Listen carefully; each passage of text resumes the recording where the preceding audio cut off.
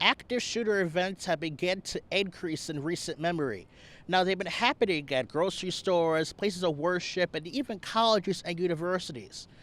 Now, the presumption is everyone wants to stay safe. But would you know what to do if you were ever involved in an active shooter situation? Major Dale Gooding is the UAPD Active Shooter Coordinator. He has been here for over 20 years. He tells me the University of Akron Police Department does a lot to keep students, faculty, and staff safe while they're on campus, including continuous active shooter trainings and starting an active shooter training within a class designed for incoming freshmen called the Akron Experience. So we are a class within that program that yearly talks to all of our incoming freshmen about Alice and how to maximize your survival should you encounter an active killer, active shooter situation on this campus. We started that.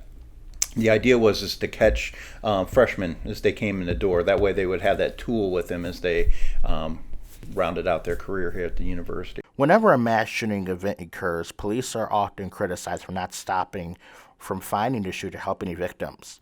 He tells me that their number one goal in that time is to find and stop.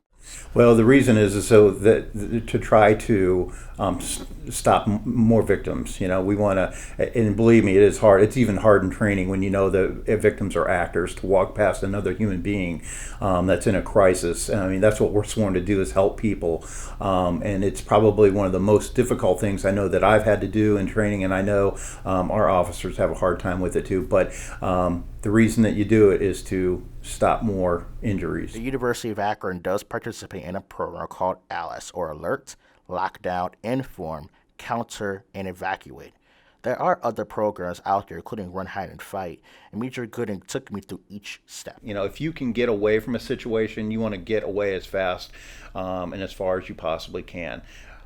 So that would be first and foremost, I think, on any kind of training of this sort is to get away from a situation. You don't want to stick around and see what's going on. You know, we're at the end of the day, we'll be looking for survivors. We're not looking for heroes. So we want people to get away as quickly as they can. Along that next step, either hide or what we like to tell people to do is barricade themselves. So if they can't get out of a situation, if they don't have the opportunity to get away, to run, they should barricade themselves wherever they're at. Now, hiding room kind of just like this. As you can see, most of the furniture in this room is pushed to the door.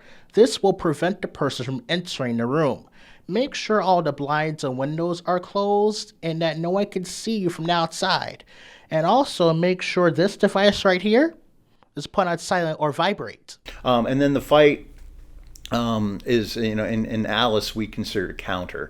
So again, if the fight is brought to you and you have no other choice as a last resort, we offer to fight back, to do something. If that person is there to take your life, you can use things to fight back. Pick up any object you see around the room and use this to fight with your life, because your life depends on it. There are a lot of ways regular people can protect themselves when they are out and around, like checking social media for any possible threats and reporting it to police, and always watching your surroundings. Oh, and you're exactly right, because we preach to students and faculty and staff members when they first walk in our door here at the university until they leave, that our police department, the University of Akron Police Department, there's 34 of us. With our faculty, staff, and students here, there's 25,000 people.